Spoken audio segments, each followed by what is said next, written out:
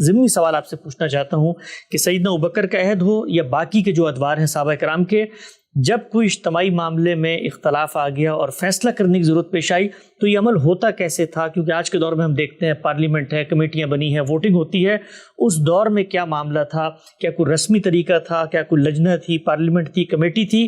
فیصلے کیسے ہوتے تھے کہ اجتماعی معاملات میں جو اکثریت کا فیصلہ ہے یا اجماع کا فیصلہ ہے وہ نافذ العمل ہو جائے؟ نبی صلی اللہ علیہ وسلم کے بعد جس جماعت کو اقتدار منتقل ہوا وہ صحابہ کی جماعت ہے. ٹھیک. اس جماعت کے بارے میں ہم یہ جانتے ہیں کہ کوئی بہت بڑی تعداد نہیں ہے، 1,00,000 سے کچھ زیادہ تعداد بیان کی جاتی ہے. ٹھیک.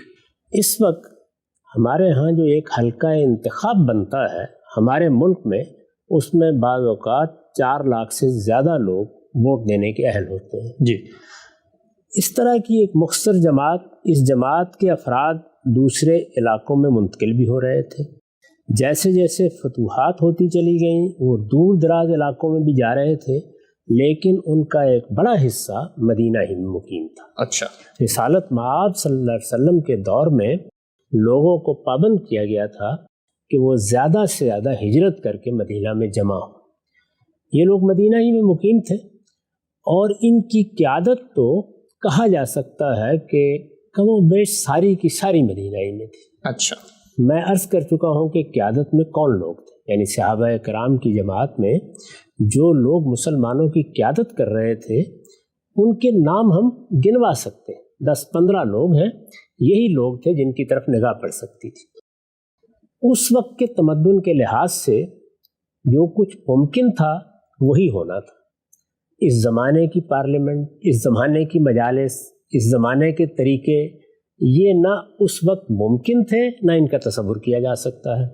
سادہ قبائلی تمدن میں کیا طریقہ اختیار ہوگا؟ یہی ہوگا کہ ایک معاملہ زیر بحث آیا ہے، اس کے بارے میں کوئی رائے قائم کرنی ہے. اگر رائے قائم کرنی ہے اور سب لوگوں سے رائے لینا ممکن ہے تو لے لی جائے گی. پوری کی پوری جماعت سے کوئی بات پوچھنا ممکن ہے تو پوچھ لی جائے گی. اس کی ایک عمدہ مثال ہم کو خود رسالت مآب صلی اللہ علیہ وسلم کے زمانے میں ملتی ہے. اچھا. حوازن کے قیدیوں کا معاملہ جب زیر بحث ہوا تو مسلمانوں کی یا کہیے کہ صحابہ کرام کی ایک بڑی تعداد وہاں موجود تھی. 6,000 کے قریب تو قیدی ہی پکڑے گئے تھے. رسول اللہ صلی اللہ علیہ وسلم نے ان کو انتظار کے بعد تقسیم کر دیا. اتنے میں وہ لوگ آ گئے اور انہوں نے آ کے درخواست کی کہ ہم معاملہ کرنا چاہتے ہیں. رسول اللہ صلی اللہ علیہ وسلم نے فیصلہ کیا کہ یہ قیدی رہا کر دیے جائے، لیکن اب چونکہ تقسیم کیے جا چکے تھے تو لوگوں کی رائے لینا ضروری تھا. یہ معلوم ہے کہ لوگوں کی رائے لینے کے لیے اللہ کا پیغمبر کھڑا ہوا. اب لوگوں نے بات کرنا شروع کی تو ایک جم غفیر سامنے ہے جی. اس میں سے یہ بات ہی سمجھ میں نہیں آ رہی کہ لوگ کیا کہہ رہے ہیں، کیا جواب دے رہے ہیں. ٹھیک. تو اس موقع پر رسول اللہ صلی اللہ علیہ وسلم نے رہنمائی فرمائی اور یہ کہا کہ تم اپنے عرفاء میرے پاس بھیج دو. عرفاء یعنی وہ لوگ جو تمہاری نمائندگی کر سکیں، تمہاری طرف سے بات کہہ سکیں. یہی طریقہ موجودہ دور میں ایک باقاعدہ صورت اختیار کر گیا ہے. یہی طریقہ قبائلی تمدن میں بھی اختیار کیا جاتا تھا. ہمارے قبائلی علاقوں میں بھی جب کبھی نزاعات پہ فیصلے کرنے کی ضرورت پیش آتی ہے تو آپ جانتے ہیں کہ وہاں پہ قبیلوں کے سردار یا نمایاں شخصیتیں جمع ہو جاتی ہیں اور کہا جاتا ہے کہ ہم جرگہ کر رہے ہیں. یہی چیز ہوتی ہے. تو سیدنا صدیق کے زمانے میں بھی اور سیدنا عمر کے زمانے میں بھی یہی طریقہ اختیار کیا گیا. یعنی لوگوں کو متعین طور پر یہ تو نہیں کہا گیا کہ یہ اور یہ فلاں مجلس کے ارکان ہیں یا یہ اب پارلیمنٹ بن گئی ہے یا اس کی یہ نوعیت ہے. متعین قیادت ہے، سامنے موجود ہے. ان میں سے جتنے لوگ بھی میسر ہیں اگر کوئی مسئلہ پیش آئے گا تو ان کو بلا لیا جائے گا، ان سے بات کر لی جائے گی، ان سے پوچھا جائے گا، ان کی رائے لے لی جائے گی. اور اگر کوئی بحث مباحثے کی نوبت آ جائے گی تو مسجد میں بیٹھ کے بحث مباحثہ ہو جائے گا.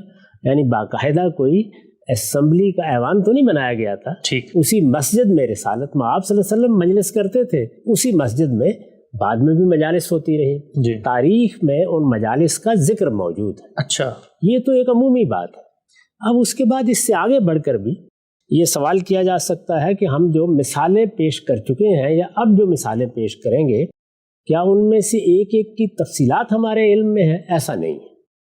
یعنی تفصیلات بالعموم انہی چیزوں کی نقل ہوئی ہیں جن میں کوئی بڑی بحث پیدا ہو گئی، جن میں کوئی بڑا اختلاف رائے ہوا ہے، اگر آپ اس سارے ذخیرے پر نگاہ ڈال کے دیکھیں اور معاملات کو بھی جس طرح کے فطری طور پر ہوتے ہیں سمجھیں، تو 3 صورتیں متعین ہوتی ہیں۔ جی، ایک صورت یہ ہے کہ مسلمانوں کے حکمران نے کسی معاملے میں ایک رائے قائم کی، رائے کا اظہار کر دیا۔ یہ رائے کا اظہار ان مجالس میں بھی ہو گیا، یہ عام لوگوں کے سامنے بھی ہو گیا، کسی نے کوئی سوال نہیں کیا، کسی نے کسی اختلاف کا اظہار نہیں کیا، تو بالعموم یہی سمجھا جاتا تھا کہ اس میں کوئی اختلاف نہیں ہے، اس میں جو امیر المومنین کی رائے ہے اسی کو لوگ درست سمجھ رہے ہیں، لہذا اسی کے مطابق فیصلہ کر دیا جاتا تھا۔ ٹھیک۔ بعد کے زمانوں میں اسی کے لیے اجماع سکوتی کی تعبیر اختیار کی گئی۔ اجماع سکوت یعنی ایک رائے سامنے آئی، کسی عالم کی آ گئی، وہاں ظاہر ہے کہ مسلمانوں کے حکمران کی رائے سامنے آ گئی، یا کسی اور شخص کی جو ارباب حل و عقد میں سے تھا اس کی رائے سامنے آ گئی، اور کسی نے اس سے اختلاف نہیں کیا، یعنی سب نے اس کو ایک لحاظ سے قبول کر لیا۔ یہ نہیں کہ بحث کے لیے پیش کی گئی، اس پر گفتگو ہوئی، یہ بات ہوئی، وہ بات ہوئی، اس کے بعد کوئی ووٹ لیے گئے، یعنی باقاعدہ لوگوں نے ہاتھ کھڑے کیے، اندازہ ہو گیا کہ اس میں کوئی اختلاف نہیں ہے، تو یہ سمجھا گیا کہ یہ سب کی رائے ہے، اس پہ اجماع ہو گیا ہے۔ میں نے عرض کیا کہ اجماع سکوتی کی تعبیر بعد میں اہل علم نے اسی کے لیے اختیار کی۔ دوسری صورت جو معلوم ہوتی ہے وہ یہ ہے کہ کوئی اختلاف تو سامنے نہیں آیا، یعنی ارباب حل و عقد میں سے کسی نے کوئی اعتراض نہیں کیا، کوئی بحث نہیں ہوئی، لیکن اختلاف موجود تھا۔ یعنی یہ تو نہیں ہے نا کہ صرف ارباب حل و عقدی معاملات پر غور کرتے تھے، مسلمانوں کی اس وقت کی جمعیت میں اہل علم بھی تھے، وہ لوگ بھی تھے کہ جو اس طرح قیادت میں تو نہیں تھے لیکن دین کو سمجھ رہے تھے، دین کو سمجھا بھی رہے تھے، ان کے اختلافات پھر نقل ہو گئے۔ انہوں نے بعض موقعوں پر یہ بتایا ہے کہ یہ فیصلہ ہوا، ہمارے خیال میں یہ فیصلہ صحیح نہیں تھا، اس پر شدید تنقیدیں بھی ہوئیں۔ اس کی ایک بڑی نمایاں مثال سیدنا عبداللہ بن عباس کا اختلاف۔ میں آگے چل کے بتاؤں گا کہ اول کا مسئلہ زیر بحث آیا، اس میں سیدنا عمر نے ایک رائے دی، اسی رائے پر فیصلہ ہو گیا۔ اس کے کوئی شواہد نہیں ہے کہ ارباب حل و عقد میں سے کسی نے اس پر اعتراض کیا ہو، یا جو مجالس تھیں ان میں یہ مسئلہ اس طرح زیر بحث آیا ہو۔ غالباً وہی صورت پیدا ہوئی کہ انہوں نے ایک رائے دی، لوگ خاموش رہے، کسی نے کوئی سوال نہیں کیا۔ لیکن عبداللہ بن عباس رضی اللہ عنہ کے بارے میں روایتیں بتاتی ہیں کہ وہ اس پر سخت اعتراضات رکھتے تھے۔ ایک موقع پر انہوں نے یہ تبصرہ کیا اپنے شاگردوں کے سامنے، اپنے تلامذہ کے سامنے، کہ وہ پروردگار جس نے ریت کے ذرے گن لیے ہیں، عمر نے یہ کیسے خیال کر لیا کہ وہ 1/3 اور 2/3 کو جمع نہیں کر سکا ہے۔ یہ سخت تبصرہ ہے۔ جی۔ لوگوں نے ان سے پوچھا کہ یہ بات آپ نے ان کی موجودگی میں کیوں نہیں کہی؟ جی۔ تو انہوں نے اس کے جواب میں یہ کہا کہ وہ بڑی غیر معمولی شخصیت رکھتے تھے، مجھے جرأت نہیں ہوئی ان سے بات کرنے کی، لیکن بات غلط ہے اور جو بات میں کہہ رہا ہوں وہی بات صحیح ہے۔ تو اس سے یہ واضح ہوا کہ اختلافات موجود رہتے تھے، لیکن ضروری نہیں ہے کہ وہ اس موقع پر سامنے آ گئے ہوں، اور ان لوگوں کی طرف سے ہوئے ہوں جن سے مشورہ کیا جاتا تھا، جو قیادت میں تھے۔ یہ بالکل ایسے ہی ہے کہ اس وقت ہماری پارلیمنٹ میں ایک معاملہ زیر بحث آیا، وہاں کسی نے اختلاف نہیں کیا، رائے بنائی گئی یا رائے بننے کا عمل ہوا اور اس کے مطابق کوئی بل پاس ہو گیا، ہم نے اس کو قانون کی صورت دے دی۔ قوم میں بہت سے لوگ ہوتے ہیں جو اس پر اعتراض کرتے ہیں، جی۔